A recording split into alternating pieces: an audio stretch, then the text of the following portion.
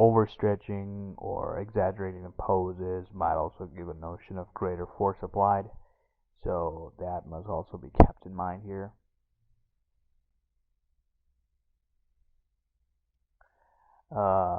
The secondary pose in the air is the hang time pose that is required almost in every air poses, no matter what the object is, no matter how small or weightless.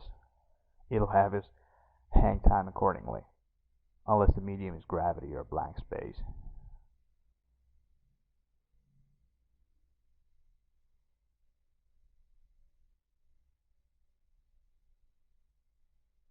Here I'm just trying to get the details a little bit, like delays and all that stuff figured out. I'm pulling the COG controls a bit higher so we can see the X-axis properly while he runs, which is also very important. We need to see that up and down happening to kind of differentiate between walk and a run. Obviously not a walk, but like a better run.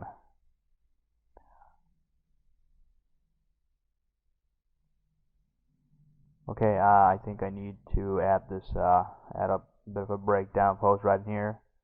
So I'm going to do that in the command center or the graph editor.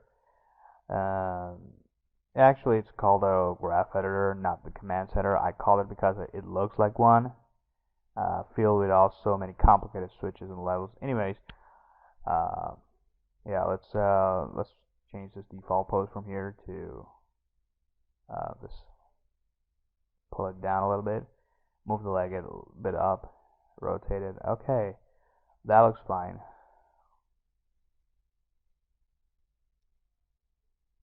Now let's work on the head delays that we would have.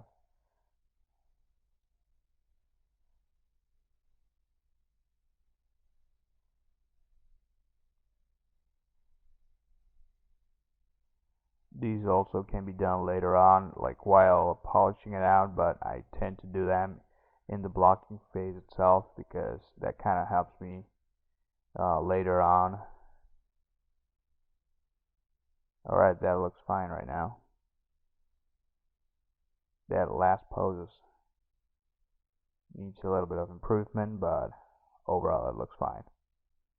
With that added breakdown pose, it kind of looks better.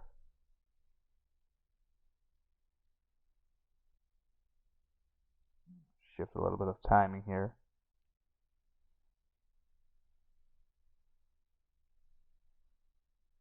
Cool.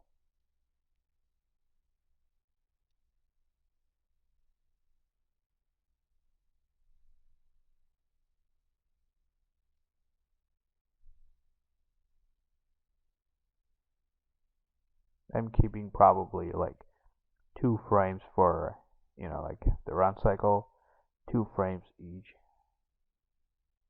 Yeah, that kind of does the speed thing.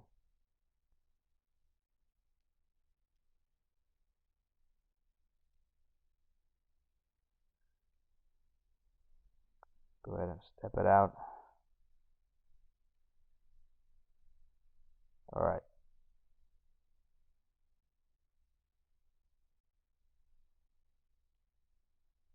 Cool, things are looking a little bit rough during the start of the run cycle, but I will fix that later on.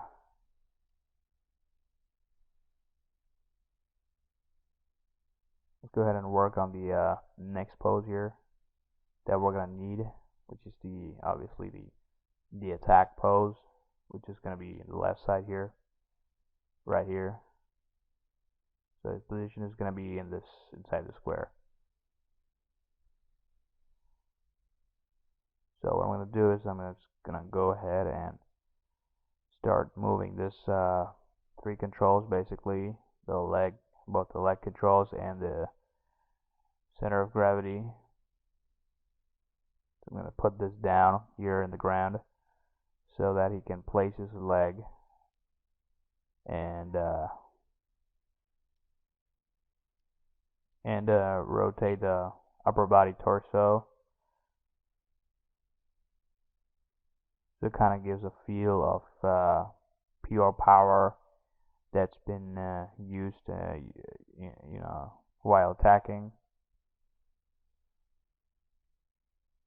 We also need the hands to come down, but we're getting there.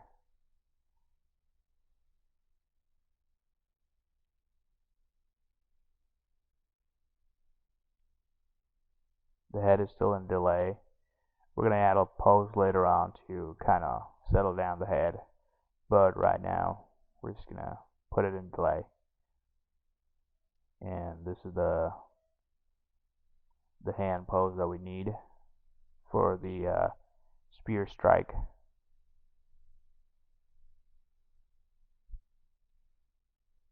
Twist in the body is really important here because it will, give a notion about how, what kind of force he's applying to actually hit his enemy by the left side.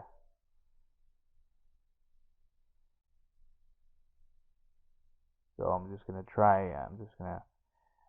go ahead and try to get that pose. It's very important.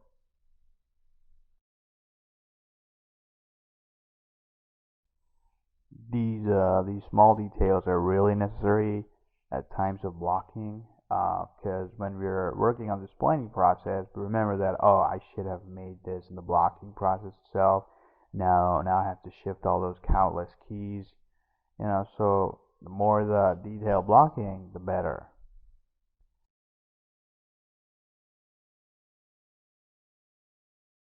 Okay, let me go ahead and draw the spear for you so that you can understand where it'll be.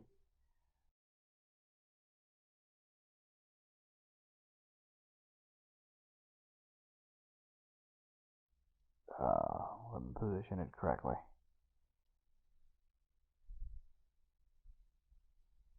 Alright, this is how the spear is going to be, like a straight spear, and it's going to come down right like this, like during the impact. So he's going to hit it like that.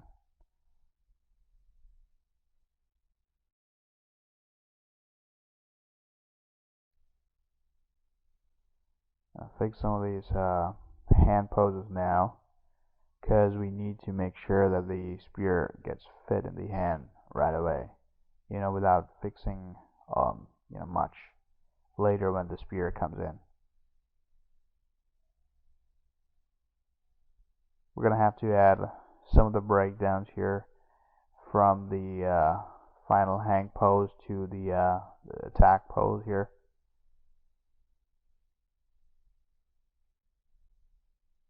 Right now I'm just working on fingers to kind of get a position where he would hold the spear. Right this way. He's going to hold the spear in both his hands. The pointy end is obviously going to be the front side.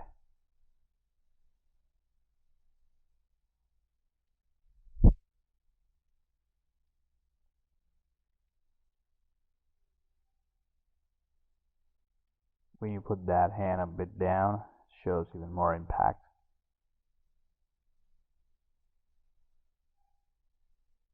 Right on.